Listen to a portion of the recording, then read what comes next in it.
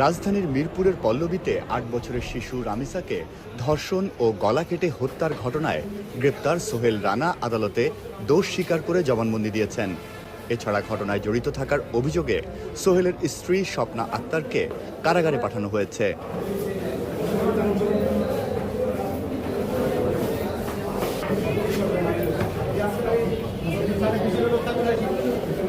আসামি সোহেল স্বেচ্ছায় জবানবন্দি দিতে চাওয়ায় ২০ মে ঢাকার মেট্রোপলিটন ম্যাজিস্ট্রেট আমিনুল ইসলাম জুনায়েদের আদালতে আসামির জবানবন্দি রেকর্ড করা হয়।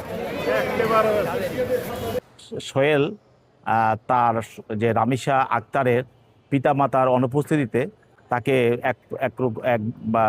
তাকে তার রুমে জোর করে নিয়ে এসে সেখানে তাকে ধর্ষণ করে তাকে বাথরুমে নেয়। বাথরুমে নিয়ে তার গলা কাটে এবং মাথা বিচ্ছিন্ন করে ফেলে এবং তার হাত পাও তার শরীর থেকে বিচ্ছিন্ন করে এবং তার মাথা এবং হাত পা এগুলো একটা বালতিতে রেখে তাদের খাটের নিচে লুকিয়ে রাখে। আর মৃতদেহ যেটা সেটাকে তারা দেহের শরীরের অন্যান্য অংশ বা অবশিষ্ট অংশ তারা বাথরুমে রেখে দেয়। এই কাজে তাকে তার স্ত্রী স্বপ্না আক্তার সহযোগিতা করে।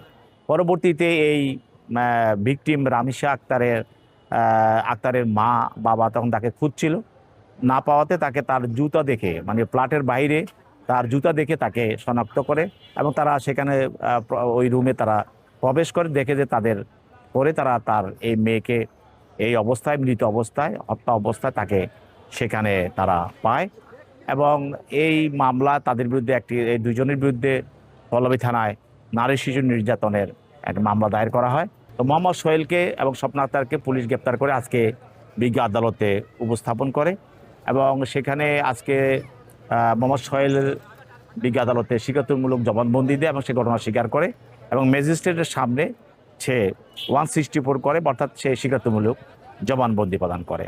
আর স্বপ্না আক্তার তাকেও আদালতের সামনে উপস্থাপন করা হয়, সে কোনো 164 বা স্বীকারোক্তিমূলক জবানবন্দি প্রদান করে নাই। তো যেহেতু মূল আসামি অভিযুক্ত মোহাম্মদ সোহেল সে 164 স্বীকারোক্তিমূলক জবানবন্দি প্রদান করেছে এবং করার পরেই দুজনকে বিজ্ঞ আদালত আদেশ বলে তাদেরকে জেল হাজতে আটক রাখার জন্য নির্দেশ দেয় এবং তাদেরকে জেল হাজতে প্রেরণ করা হয়।